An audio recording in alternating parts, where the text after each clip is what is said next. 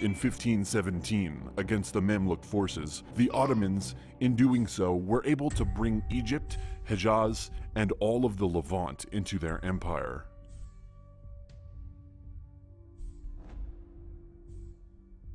Thus, by Selim I's death in 1520, not only had the cultural and geographical nucleus of the empire shifted, but it is believed that his reign brought forth an expansion of roughly 70%. Following the passing of his father, Selim's only son, Suleiman I, became the next and later widely revered Sultan of the Ottoman Empire, known in the West as the Magnificent, and by the Ottomans themselves as the Lawgiver.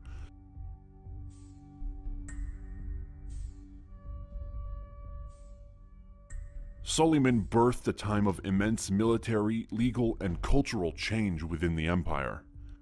While the chief Sharia law, or sacred law, was not something that could be changed by the Sultan, Suleiman was able to do some notable restructuring of the Kanun, or system of criminal land, tenure, and taxation legislation.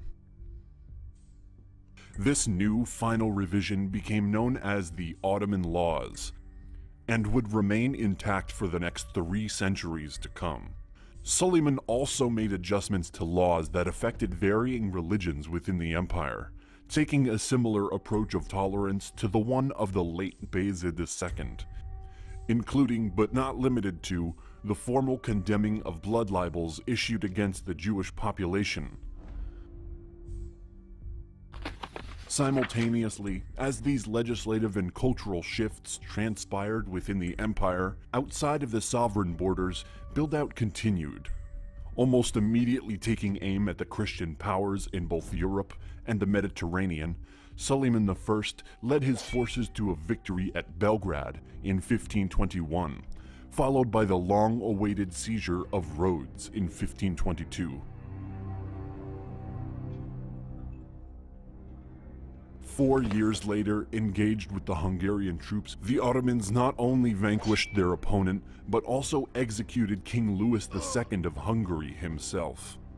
When Suleiman came across the slain body of the Hungarian monarch, he remarked, "May Allah be merciful to him and punish those who misled his inexperience. I came indeed in arms against him, but it was not my wish that he should be thus cut off, before he scarcely tasted the sweets of life and royalty." This unexpected void in Hungary's authority sparked a new conflict for the throne between the Habsburg Archduke of Austria and the Transylvania voivode. Amidst prevalent opposition to the prospect of Habsburg control, the Ottoman Sultan chose to accept János as the new vassal king of Hungary. As an added venture to undermine any subsequent Habsburg meddling, Suleiman led another campaign in 1529, this time aimed at Vienna. Unfortunately for the Turks, an outbreak of troubles plagued their offensive and forced the Sultan to call off the feudal advances.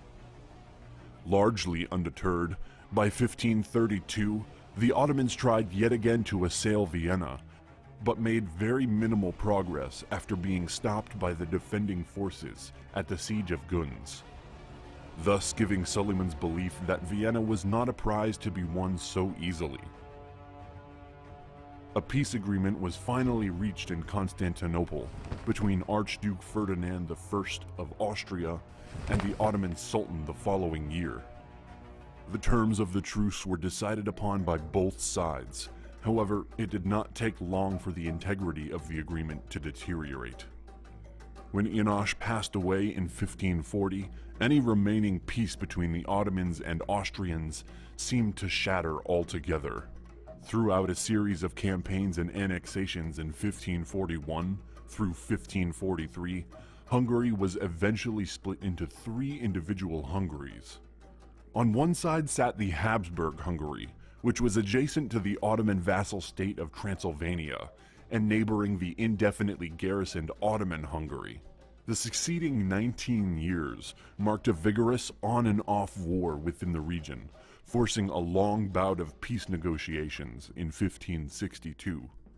All the while, as the discord between the Christian and Muslim sides played out in one continent, the Ottomans were also facing hostility over in the Middle East. Back in 1534, Suleiman launched the first of the 3 repetitive campaigns against the Persian opposition. The Ottomans would continue to push back against the Shah and his forces, participating in a prolonged chess game of territory exchange, until the final incursion ended with a peace treaty in 1544, securing various important gains for the Ottoman side. During this time, the Ottoman naval might began to flourish under Admiral Khair al-Din, taking on European allied forces near the coasts of Greece with great success. The range of the Turks' naval influence could be felt as far as the Indian Ocean, where they came in direct competition with the Portuguese ascendancy. In addition, Suleiman's reign also expanded the scope of the Ottoman impact to North Africa and the Mughal Empire, rounding out a long and prosperous period of development and consolidation, though not without the occasional shortcoming. Suleiman spent his final months at the siege of Sigetvar, which resulted in a taxing victory for the Ottomans, losing tens of thousands of men in the process, as well as their sultan. With his brothers having died or been executed previously, Selim II became the new leader of the Ottoman Empire in 1566. The first of many who would fall into the same pattern. Selim's dominance and true authority was often undercut by the sway of Mehmed Sakolu, his Grand Vizier and the women of his harem, most notably his wife.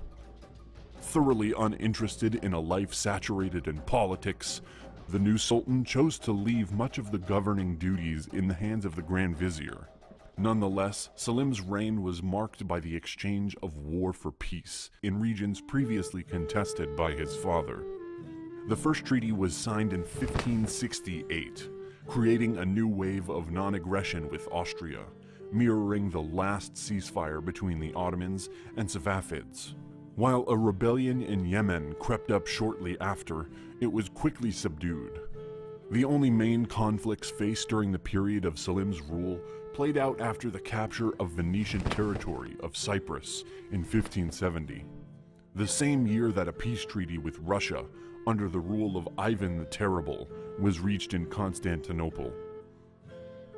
Subsequently, due to the aforementioned antagonism in Europe, the Battle of Lepanto ensued in 1571, which gifted only temporary victory to Venice until the following year. By 1574, the Ottomans had secured both Cyprus and Tunisia before the passing of Sultan Selim II, leaving the empire in the hands of Murad III. In drastic contrast with his father, Murad ruled over a period of both conflict and decline of coherence within the empire, seizing Fez from the Portuguese in 1578 and then broadening his authority in the Persian region. The Sultan eventually launched a new surge of combat with Austria that would last into the following century. During this time, a notable alliance was formed between the Ottoman vassals with the Austrians, despite the clear breach of terms with the Turkish suzerainty. The period of 1570 until 1590 also marked a relaunch of hostilities with the Safavid dynasty. Meanwhile, the state of affairs within the Ottoman borders fared no better. The constant conflicts demanded higher taxes, prompting inflation and a rapid dwindling of the overall permanence inside the empire, even causing a slump in the reliability of the Janissary troops. As only the second Sultan, following Selim II, to never lead his troops into battle and to have his power undermined by the women of his harem. Murad's most impressive accomplishment may have been securing a diplomatic relationship with Queen Elizabeth I of England. Arguing that the Islamic and Protestant worlds had more in common than either did to Roman Catholicism, the Sultan was able to form a trade agreement with the English monarch in 1581, granting priority to England's merchants within Ottoman territory. These foreign relations outlived the Sultan himself, being passed from the hands of Murad III to Mehmed III. As the final Sultan of the 16th century, Mehmed III took on the growing alliance between his European vassals and Austrian enemy, initially facing a loss, though quickly bouncing back to defeat the Habsburg and Transylvanian forces at the Battle of Keresh-Tesh in 1596. The end of the 1500s brought only slightly improved luck, as a peace agreement was reached between the Ottoman Empire and one of the vassal leaders, Mihai the Brave, who had found prior success in fighting off the Turkish troops.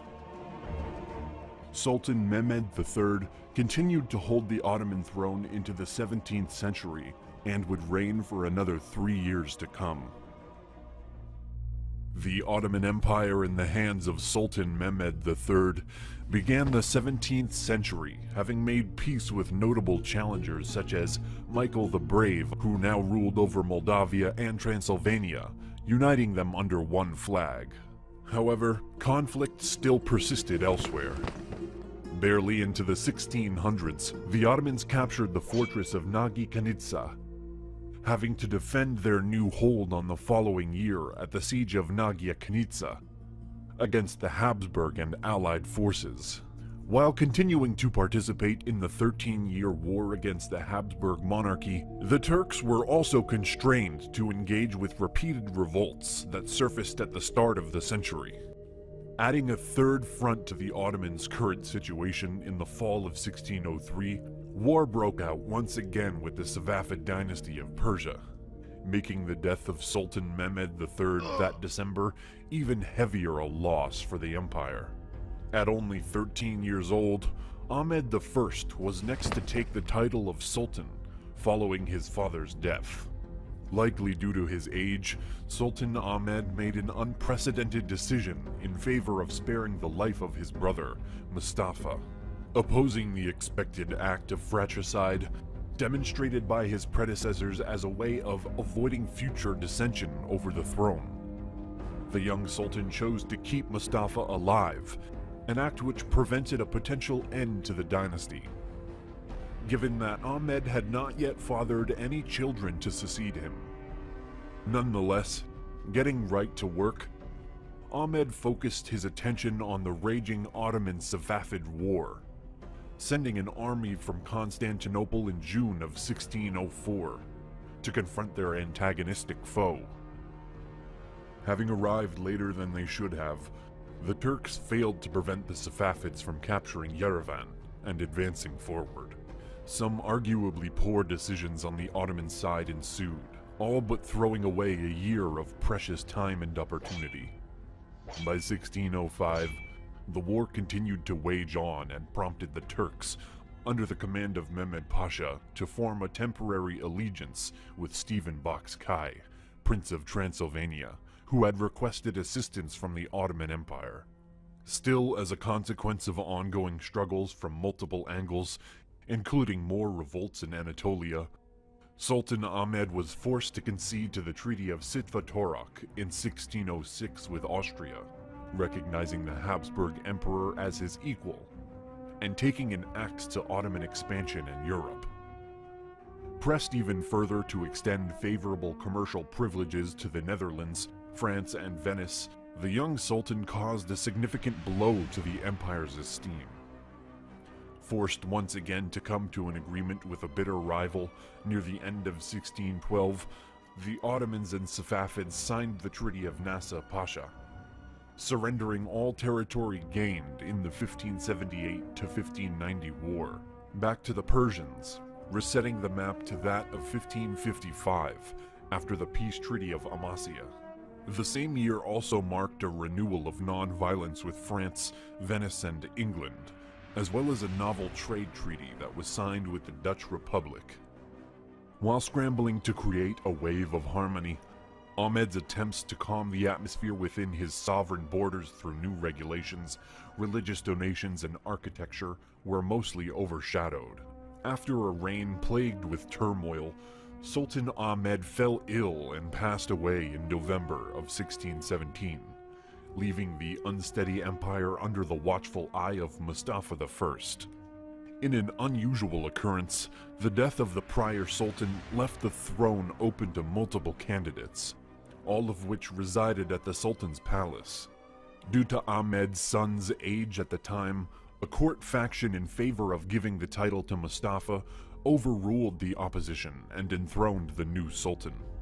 As the first brother to become sultan ahead of their predecessor sons, Mustafa had minimal luck in restabilizing the empire. Often described as having severe mental abnormalities, Mustafa was influenced by his mother, Halim Sultan, who obtained notable direct power in his place.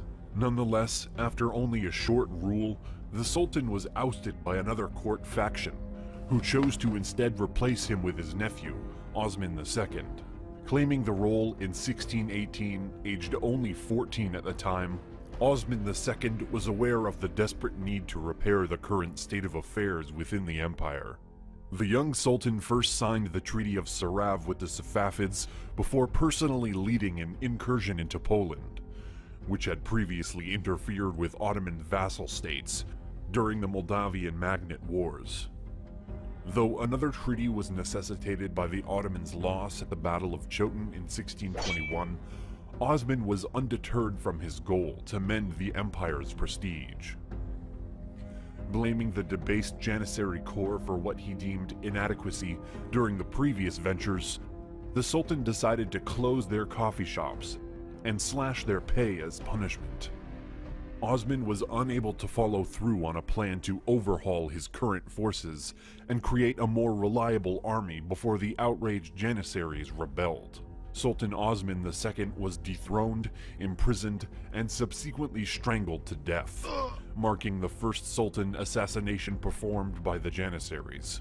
Taking advantage of his nephew's downfall, Mustafa I regained his throne in 1622, immediately cracking down on all those who were involved in Osman's execution.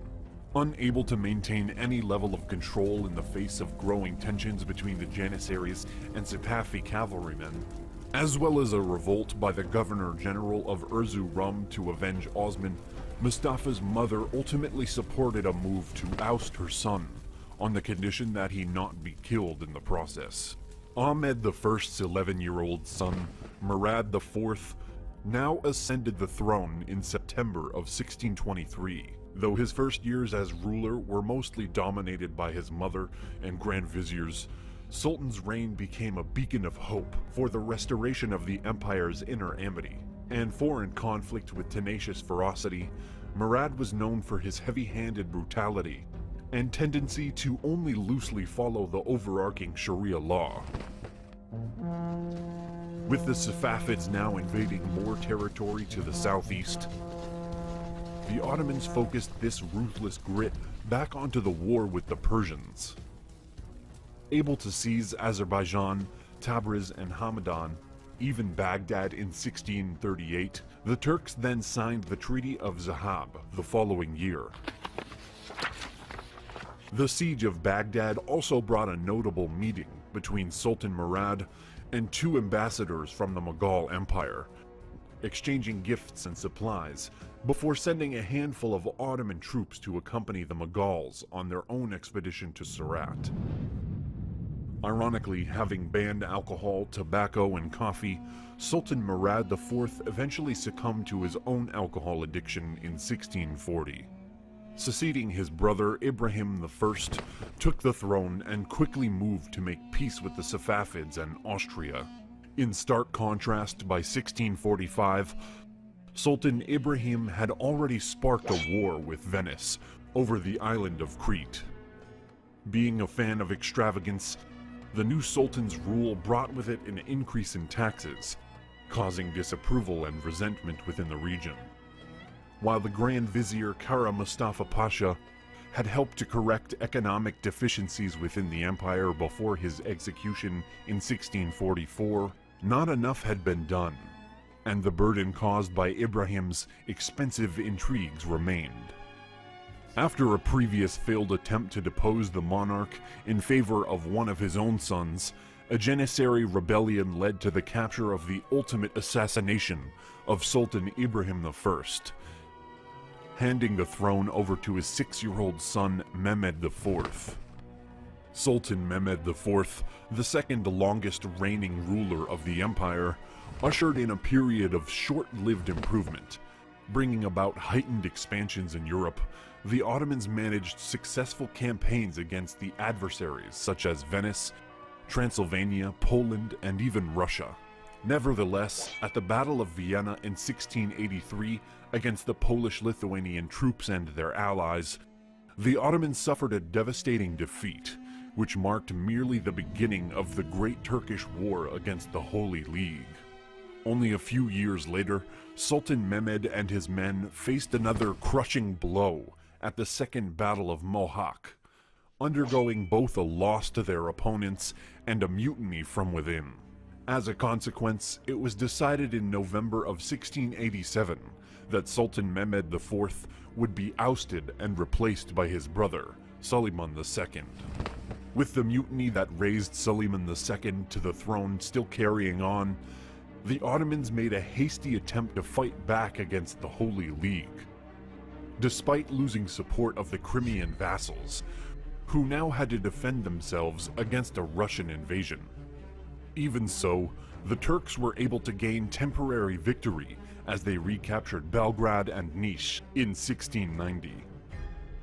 Despite a request for support being denied in 1688 by the Mughal Emperor Aurangzeb, the Ottomans put a stop to the Austrian invasion of Serbia, as well as a revolt coming from Macedonia and Bulgaria.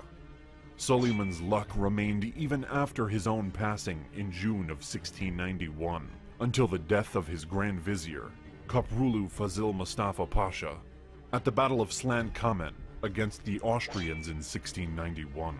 Before his death, the Grand Vizier had helped to establish tax reforms and contribute to the improved treatment of Christians under Ottoman dominion.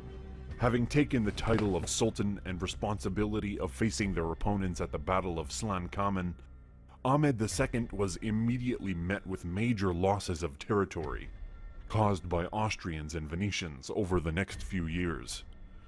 The new Sultan was never able to show complete independence of his command, and was heavily reliant on his advisors throughout his time dealing with the Holy League and newfound disturbances in the provinces of Levant. After a short and rather mediocre reign, Sultan Ahmed II's death in 1695 at the age of 51 led to Mustafa II, son of Mehmed IV, being perched to round out the 17th century as Sultan. As the Great Turkish War continued, Sultan Mustafa II led the empire to both victory and defeat, ending with the signing of 2 peace treaties in 1699 and 1700. First came the Treaty of Karlovitz, drastically cutting the Ottoman influence in the Balkans and handing predominant power in the region over to Austria. The following summer, the Treaty of Constantinople was signed between the Ottoman Turks and Russia, confirming Russia's capture of Azov and ending the 17th century hostilities between the powers. With these compromises established, Sultan Mustafa II would remain on the throne for another 3 years to come. The 17th century was different for the Ottomans. If previously we discussed the expansion of this important empire between 1600 to 1700, the Ottomans experienced a lot of political turmoil and internal crisis, which led to instability and lost wars. From now on, the Ottomans will focus far less on conquests and more on protecting their borders. The 1700s in the Ottoman Empire marked a time of reform, adaptation, and off and on war with European powers, most notably Russia. The empire that had previously been focused heavily on outward expansion was now faced with resolving internal issues and defending its possessions from new expansionist powers. New allies, new enemies, and new challenges faced the Ottoman sultans over the next century. Going to 1700, Mustafa II held the Ottoman throne. To kick off the 18th century, Sultan Mustafa signed the Treaty of Constantinople on July 13, 1700, ending the Russo-Turkish War of 1686 throughout 1700 against Russian Tsar Peter the Great. This treaty gave Azov to Russia, but promised 30 years of peace between the empires. Sultan Mustafa was unable to enjoy the harmony for long though, due to the Edirne event in 1703. The event was a result of angered Janissary corps, who disapproved of Sultan Mustafa's choice to return to Edirne, not Constantinople, after signing the Treaty of Karlowitz and Constantinople with the Holy League. Mustafa also left most political and administrative power to Feyzullah Efendi, who the Janissaries found to be corrupt and overbearing. When the Ottomans decided to intervene in the civil war in Georgia, a unit of Janissary corps was supposed to be sent to Georgia to give the empire a military presence. In addition to the Janissaries' existing displeasure, they were also now intended to join this conflict, having not been paid for their proper salaries. Few units began to protest in Constantinople, and were quickly joined by civilians and other soldiers. The protests turned to riots, and after Feyzullah Efendi had the rebels' group of representatives arrested, the rioters turned their sights toward Edirne. But the Janissaries were unsatisfied, and as the Sultan's own soldiers now joined the protesters arriving in Edirne, Mustafa was deposed on August 22, 1703, and Feyzullah Efendi was assassinated. Ahmed III, the brother of Mustafa II, now seized the Ottoman throne, and was faced with the challenge of subduing the rebellious troops. Constantinople remained in a state of unsettled indignation until the appointment of a new Grand Vizier, Ali Pasha. Once Sultan Ahmed could focus more on foreign affairs, he began to improve Ottoman relations with both England and France, as well as forming a new alliance with Charles XII of Sweden. After the Swedish king's loss to Peter the Great of Russia at the Battle of Poltava in 1709, Charles sought refuge in the Ottoman court, and proceeded to convince Sultan Ahmed to declare war on Russia in 1710, despite the 1700 Constantinople Treaty, which should have meant 30 years of peace. The Ottoman Grand Vizier Mehmed Pasha led his troops to a decisive victory, surrounding Peter the Great's men at the Prut River, and forcing the Russians to not only agree to giving up Azov, but they were also required to destroy the fortress of Taganrog and any other Azovian forts, and refrain from interfering in any Polish or Cossack affairs. Once the Russians were no longer a direct adversary for the time being, Ahmed turned his attention to the Venetians, declaring war on Venice in December of 1714.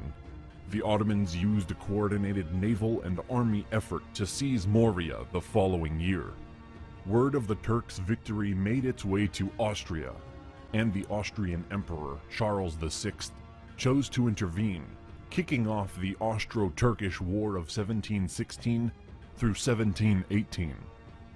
Prince Eugene, Austria's Habsburg general, led his troops to drastic success against the Ottomans, although the war itself began to disrupt Dutch and British Mediterranean trade. In 1718, Great Britain and Holland urged the Ottomans, Venetians, and Austrians into signing the Treaty of Passarowitz, ending the conflict and confirming the Ottomans' gain of Morea. Unfortunately for Sultan Ahmed, the agreement also forced him to hand over Belgrade, Little Wallachia, and Banat to Austria, which threw a wrench in his empire's westward expansion. A few years later, in June of 1724, the Russo-Ottoman Treaty was concluded, which was intended to partition their shared neighbor of Safavid Iran. But the Ottomans were essentially chased out of the region by 1730. Potentially fueled by this failure, in addition to anger toward the Sultan's excessive indulgence and overly lavish lifestyle in a time of economic struggle, a Janissary mutiny broke out again, led by Patrona Halil. Sultan Ahmed III was subsequently